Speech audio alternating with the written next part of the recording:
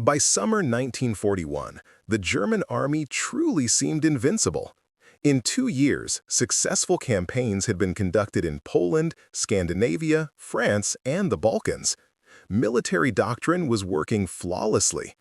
German generals, many of them veterans of World War I, finally felt that their methods of warfare surpassed everything that had come before. Rapid strikes, encirclements, coordination between different military branches, all of this brought victory after victory. When the invasion of the Soviet Union began, confidence was at its peak. 3 million soldiers, thousands of tanks and aircraft moved eastward. The first weeks confirmed the most optimistic forecasts. The army advanced rapidly, capturing hundreds of thousands of enemy soldiers. But even then, some experienced officers began noticing troubling signs.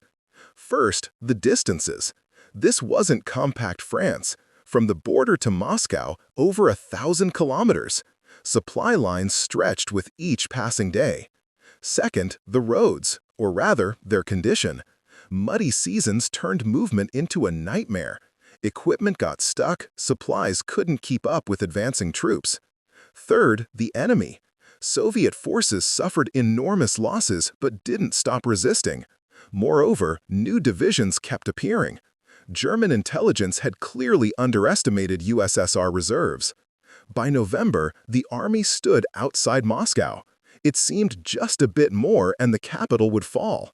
But then came the frost. Equipment started breaking down. Soldiers had no winter clothing. Nobody had planned to fight through winter. And then the Soviet counteroffensive began.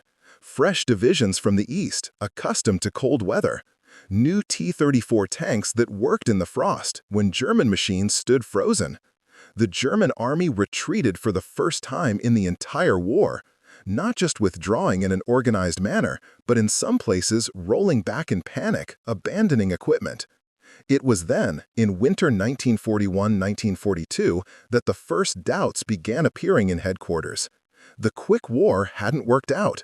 Now this was a prolonged conflict, exactly what they feared most. After the winter crisis, initiative needed to be restored. The plan for summer 1942 was ambitious.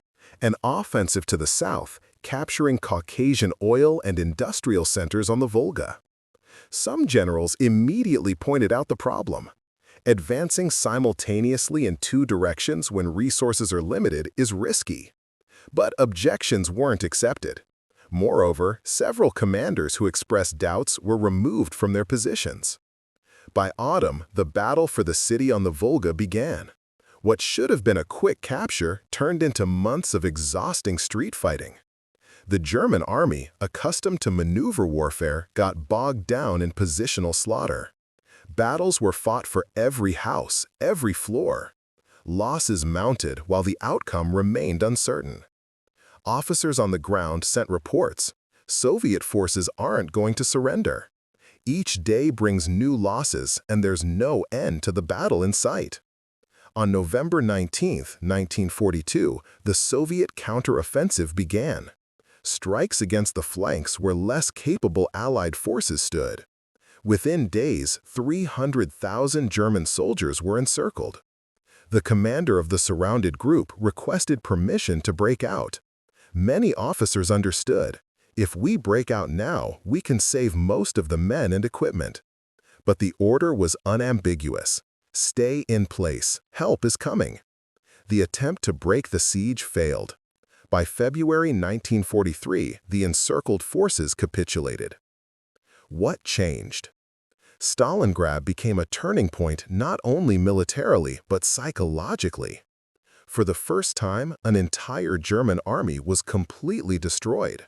The myth of invincibility collapsed completely. Strategic initiative passed to the enemy.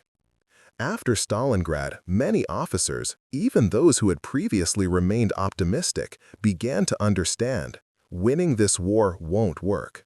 They could continue fighting, but victory was already unattainable. After the catastrophe, something had to be done. A plan emerged for a major offensive in the Kursk area. The idea: encircle Soviet forces, inflict serious defeat on them, regain initiative. On paper, the plan looked reasonable. But intelligence brought unpleasant news. The Soviets know about the coming offensive. They've been building defenses for 3 months. Minefields, anti-tank ditches, multiple lines of fortifications. Many generals spoke out against it.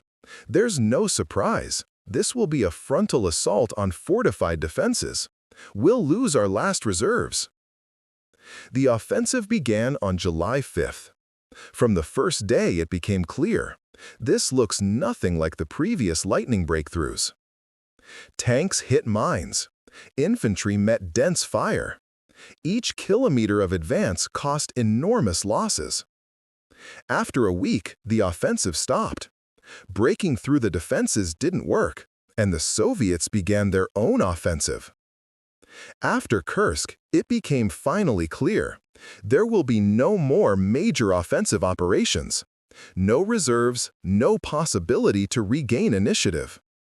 Now ahead lay only defense and retreats. The question wasn't how to win, but how to avoid complete defeat. By the end of 1943, the picture was clear to any competent military man. In the East, the Red Army constantly advances. Soviet industry produces more tanks, aircraft, and artillery than Germany. The Allies are preparing to open a second front in the West. German cities undergo massive bombardment. The Battle of the Atlantic is lost. Simple mathematics showed there aren't enough resources for victory. By early 1944, part of the officer corps came to a conclusion. Political leadership needs to change, not because of ideological disagreements, but for purely military considerations. Their logic was simple. If we continue the war under current leadership, Germany will be completely destroyed. The only chance is to change power and try to negotiate peace with the Western Allies. Conspirator groups were forming. These weren't revolutionaries, but professional military men who saw the real picture. The Allied landing in Normandy finally closed any chances for a favorable outcome. Now Germany was fighting on 2 fronts with exhausted resources. In the East, the Soviets advanced. In the West, Americans and British with enormous material superiority. German troops could only move at night. During the day, Allied aviation dominated the skies. There were no reserves. Territory was lost every day.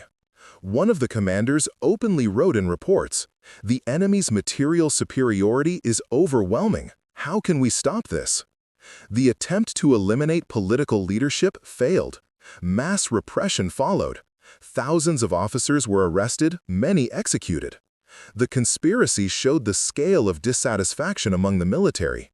These weren't marginal figures, but representatives of high command, experienced officers.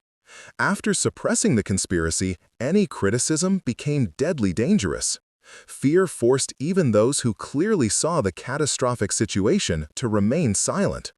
By January 1945, the situation became critical. Soviet forces entered German territory. Western allies crossed the Rhine. Cities lay in ruins from bombardment. Industry wasn't working. Transport was paralyzed. Teenagers and old men were being drafted into the army. But orders continued coming from headquarters, detached from reality. Non-existent divisions were ordered to counterattack. Cities without garrisons to hold to the last man. Many field commanders simply ignored these orders. They understood execution means senseless death of remaining soldiers and destruction of cities. Some secretly negotiated surrender of cities to the Allies to avoid fighting. Others organized retreats under the guise of regrouping. In early May, the Act of Unconditional Surrender was signed. The war in Europe ended. In the final weeks of war, some commanders tried to surrender their forces specifically to Western allies rather than Soviets, hoping for better conditions of captivity. Now the main question. Why did professional military men, understanding the hopelessness of the situation as early as 1943, continue fighting until 1945? Ideological factor. Many officers shared the regime's ideological convictions. Anti-communism was widespread among the military. For them, this wasn't just a war but a clash of civilizations. Military culture. The army system was built on obedience and following orders. An officer's entire professional identity was based on this. Refusing to carry out an order meant betraying everything he believed in. Fear of repression. After July 1944, any doubt could cost a life. And not just the officer's life, but his family's too. The control system worked effectively. Remaining silent and carrying out orders was safer than objecting. Lack of alternatives. Many saw no real way out. The Allies demanded unconditional surrender, no negotiations. Attempts at separate peace with the West had no prospects. A coup after July 1944 became impossible. All that remained was to continue and hope for some miracle. Propaganda continued promising new wonder weapons that would change the course of war. Some believed in a split between Western allies and the USSR. Psychologically, it was easier to cling to illusions than admit complete hopelessness. After capitulation, many former generals wrote memoirs and gave testimony, and an interesting narrative transformation began. Many claimed, "I foresaw the catastrophe, but they didn't listen to me.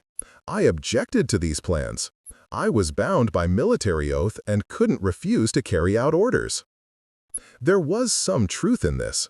Indeed, many objected to individual operations. But the full picture is more complex.